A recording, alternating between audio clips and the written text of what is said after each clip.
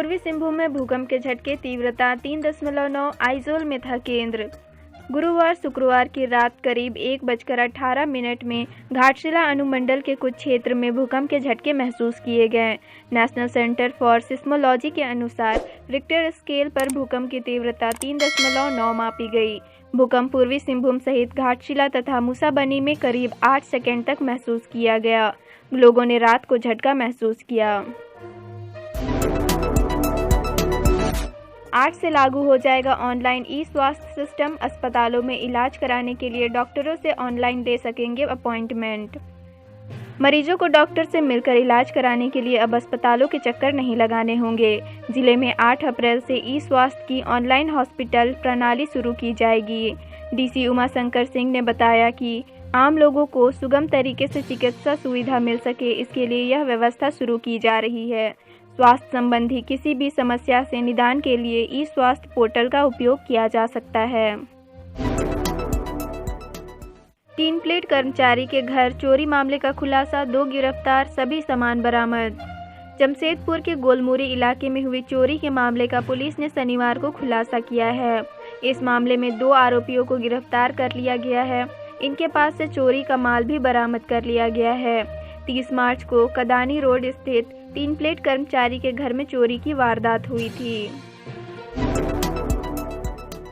4 भेजे गए jail, 1000 KG gelatin और 35 इलेक्ट्रिक डेटोनेटर बरामद। ट्रैक्टर जब्त।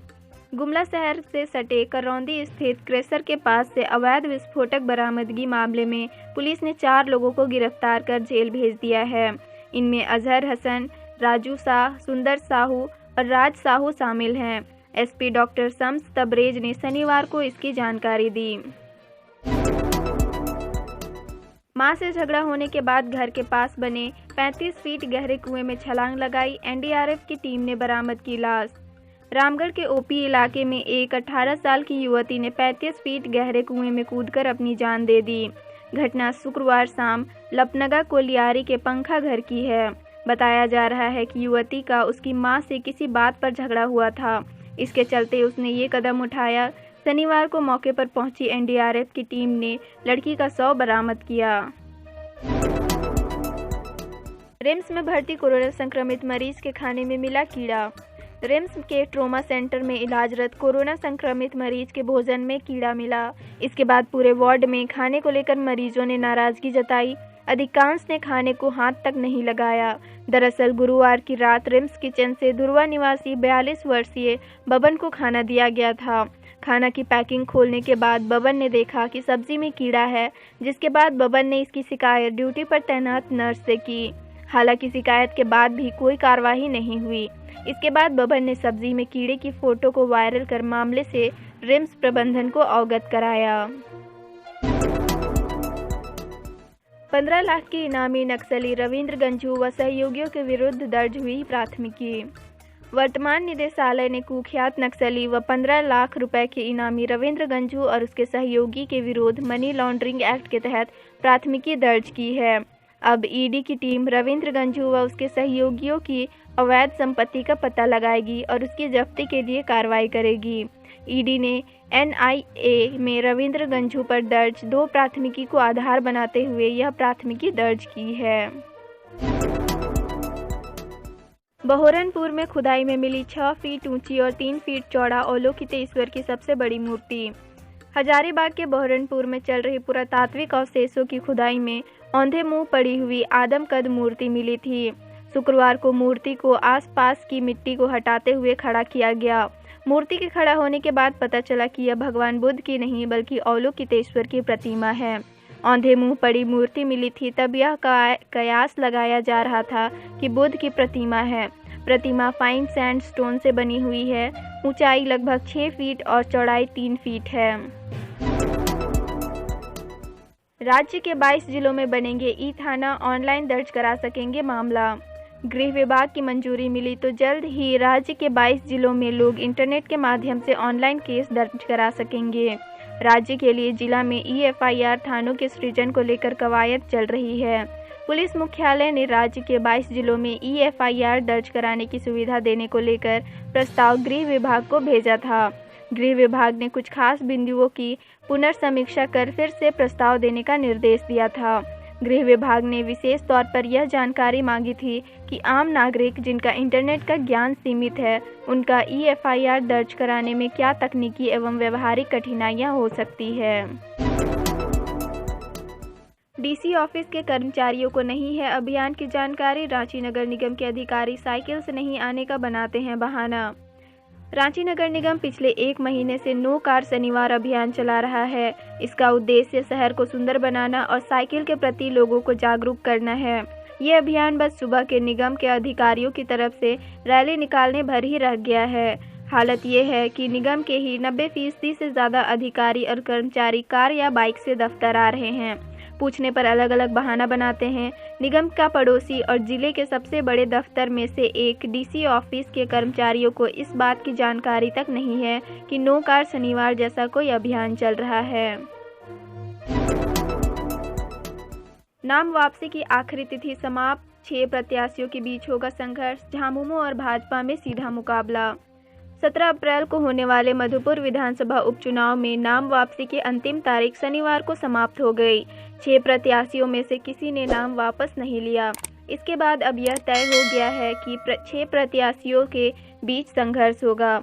इनमें दलीय आधार पर केवल 2 ही उम्मीदवार चुनाव में हैं। झामुमो और भाजपा से इनके बीच सीधा मुकाबला माना जा रहा है।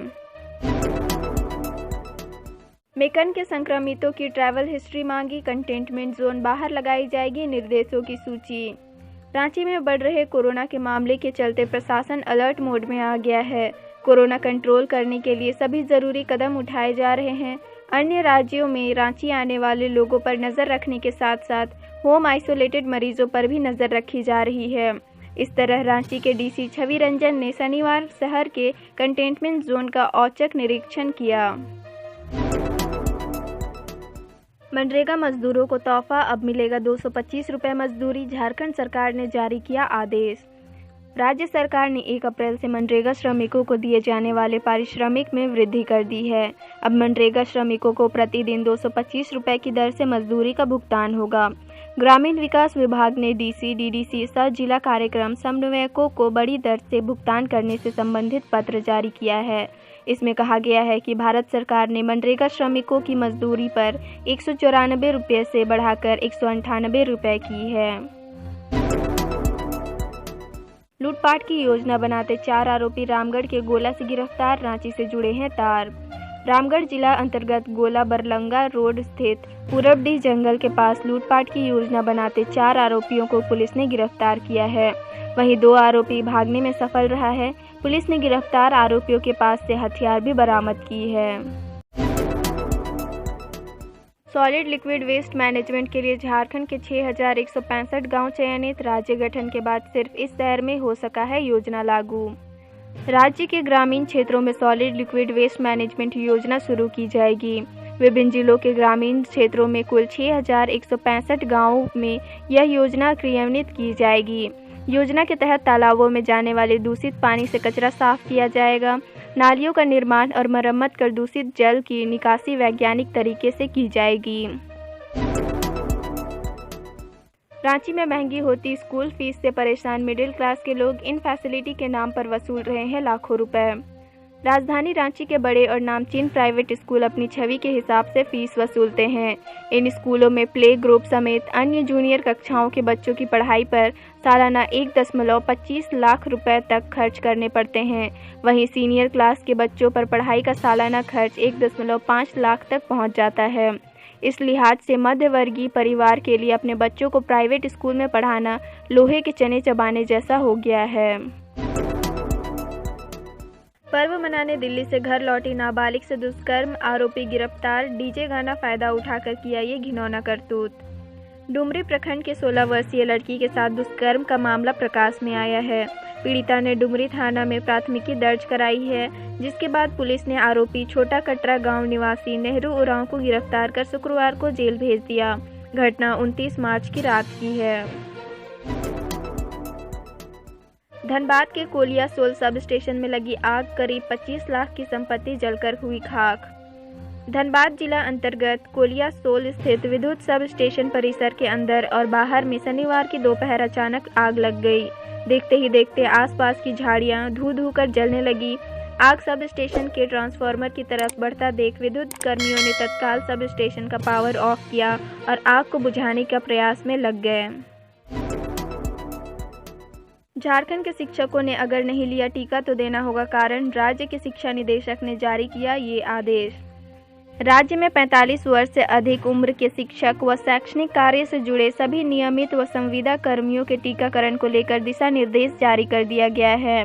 प्राथमिक शिक्षा निदेशक भुवनेश प्रताप सिंह ने इस संबंध में सभी क्षेत्रीय उप शिक्षा निदेशक, जिला शिक्षा पदाधिकारी व जिला शिक्षक अधीक्षक को पत्र भेजा है। इसमें टीका नहीं लेने वाले शिक्षकों की संख्या और टीका नहीं लेने के कारण के बारे में भी जानकारी देने को कहा गया है।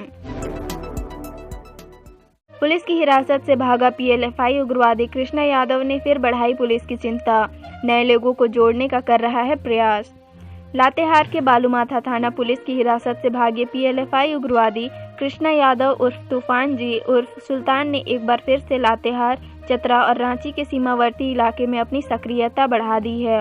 वे अपने कुछ पुराने सहयोगियों के साथ हथियार लेकर घूम रहा है और नए लोगों को संगठन से जोड़ने के प्रयास में है ताकि लेवी की वसूली कर सके। रात में वह पुलिस से बचने के लिए कभी बुड़मू और पीपरवार तो कभी खलारी या चंदवा थाना क्षेत्र से सटे जंगलों में शरण ले रहा है।